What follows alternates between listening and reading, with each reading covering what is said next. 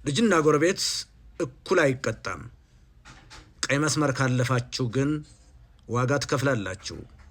ታሪክንም አስታውሱ። ይህን የተናገሩት ቭላዲሚር ቭላዲሚሮቪች ፑቲን ናቸው። ሰሞኑን የአሜሪካው ፕሬዝዳንት ዶናልድ ትራምፕ በሩሲያ ላይ የዝለፋ አረፍተ ነገር አስቀምጠዋል። ይሄውም ሩሲያ የወረቀት ነብር ናት የሚል ነው።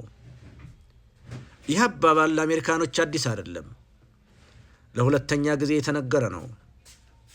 በመጀመሪያ በ1994 ዓ.ም ቼቼንያ የተባለች የሩሲያ ግዛት በሩሲያ ላይ አምጻ እሷን ለማስተካከል ጊዜ በፈጀበት ወቅት አሜሪካኖቹ ብቅ ብለው ለካስ ሶቪየት ኅብረትን ስንፈራ የኖርነው ዝም ብለን ነው፣ ሶቪየት ኅብረት የወረቀት ነብር ነበረች፣ ከጉያዋ ያለውን እንኳ ማስተካከል የማትችል ደካማ ናት የሚል አረፍተ ነገር አስቀምጠው ነበር።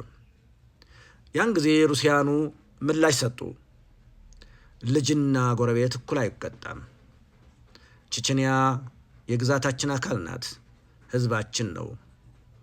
እሱን ለማስተካከል ልጅ ይቆነጠጣል እንጂ አይደመሰስም። ጎረቤቶቻችን ቢሆኑ ግን እነሱን ለመደምሰስ ደቂቃዎች ይበቁናል። ይህን አባባላችሁን ተጠንቀቁ የሚል ነበር።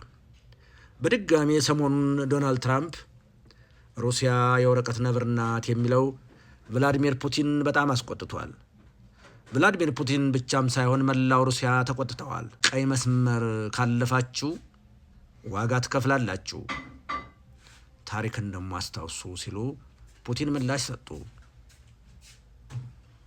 እኛ ሀገራችንና ሕዝባችን ለመከላከል አፋጣኝ እርምጃ እንወስዳለን። አሜሪካንም ሆነ የአውሮፓን ጥርቅም አንፈራም። አውሮፓንን ሆነ አሜሪካን ምላሽ በመስጠት አስፈላጊውን እርምጃ እንወስዳለን። ጎረቤትና ልጅ እኩል አይቀጣም። ዩክሬን የሩሲያ አካል እንደሆኑ እስካሁን ያምናሉ ራሽያኖች።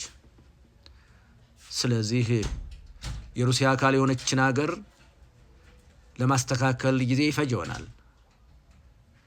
በሚፈልጉት መሳሪያ መምታትም አይችሉ ይሆናል። ምክንያቱም ልጅና ጎረቤት እኩል አይቀጣም። ዩክሬን ሕዝባቸው ነው።